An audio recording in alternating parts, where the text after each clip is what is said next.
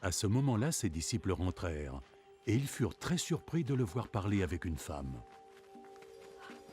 Pourtant, aucun n'osa demander « Que lui veux-tu » ou « Pourquoi parles-tu avec elle ?» Alors la femme au laissa puits. sa cruche d'eau et retourna à la ville. Va vite au puits.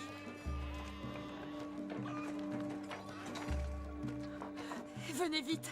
Venez voir l'homme qui m'a raconté tout mon passé. Venez. Le Messie, Quoi? c'est Comment? peut-être le Messie. Le Messie? Ils sortirent donc de la ville et vinrent à la rencontre de Jésus.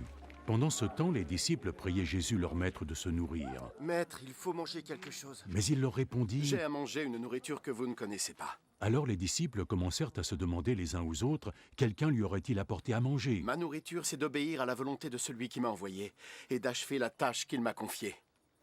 Je vous entends dire, encore 4 mois et ce sera la moisson. Mais moi, je vous dis, regardez bien les champs.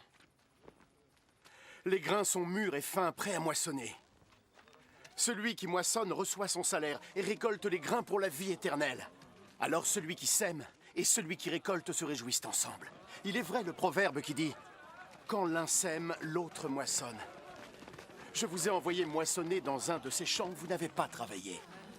D'autres y ont travaillé. Et vous profitez de leur travail.